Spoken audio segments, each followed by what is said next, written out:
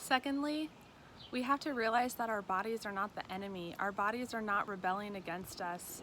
We have to love our bodies. We have to know that our bodies are wise and they have innate intelligence and they're talking to us and they're not inflaming and getting puffy, and we're not gaining weight because our bodies can't be trusted. Our bodies are doing us a favor. So we have to get in touch with our bodies and realize that they're crying for attention and they want to be fed with the correct healing foods, supplements, herbs. They know what to do. We don't have to instruct our bodies how to lose weight. We don't have to count our macros perfectly. We don't have to constantly be changing our diet to find the perfect mix of foods. We just need to lower inflammation, and once we do that, our bodies know how to do the rest. I mean, in my weight loss journey, I have done every diet. I've done macros and zone and keto and something similar to Weight Watchers and watching calories. I've done it all. I've done the refeeds, the carb cycling, all of it, and nothing ever worked for me. And it wasn't until I realized what I was putting in my body. And my body was just protecting me against some of these foods and chemicals and products that I was using. I took all of those out of my diet and I added the foods back in that were healing and productive for my health, and the weight just falls off. It wasn't right away. It took several months and months and months and months of healing. And then I didn't change anything. I just kept with what I was doing, and I knew on the inside my body was changing. And then one day the weight was just gone, and it continues to just fall off, and I feel so good, and I want that same thing for you. So ladies, let's love our bodies. Let's know that they are wise, they are intelligent, and when we feed them with what they are crying for and the attention that they need, we don't have to tell them what to do. Just like we don't have to tell ourselves, like if we scrape our arm or our elbow, we don't have to tell our body, okay, this is how you heal a bruise, this is how you repair skin over a scrape. It's the same way when our bodies are in a healthy level state of homeostasis, that they feel good and the inflammation is down, and processes, our hormones, everything is just running naturally. We don't have to tell our bodies what to do.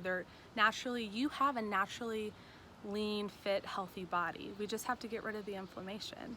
So another question was, why do women gain weight, or why is weight gain more of a symptom for women than men with inflammation? And that's a really good question. And there are two components, estrogen and pathogens.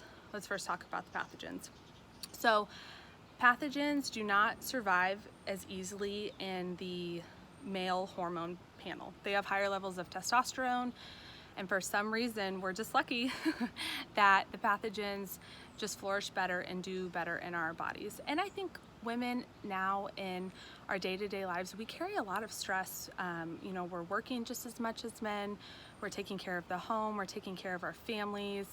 And then on top of that, we're trying to take care of ourselves. And when you're chronically inflamed or you're chronically ill, you don't have anything left for yourself. So how do you have the time and the energy to focus and do this research and find out about the foods that you need to be implementing in your diet and the harmful chemicals you're coming into contact, and how you can change something really simple like your laundry detergent to serve your body and help you lose weight?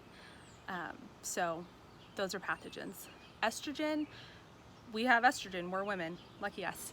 And the thing about estrogen is it has an affinity for fat cells. That means that estrogen just loves fat cells, and fat cells love estrogen. And toxins, when we have them circulating in our bodies say, okay, I need to protect my vital organs, my heart, my lungs, my liver, my brain. I'm either going to get rid of this pathogen or toxin, or I need to store it.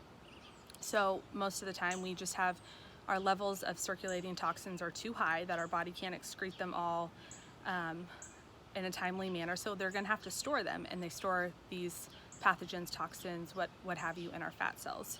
So that is why weight gain is more common in women than men.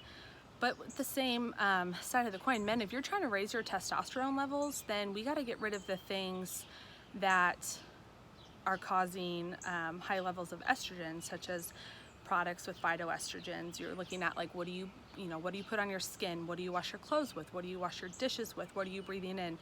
Air fresheners that plug into the wall. You could use essential oils.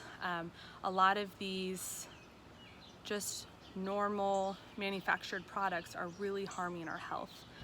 And then are you heating up your food in plastics? These plastics are releasing phytoestrogens into your foods, and then you're consuming them as well.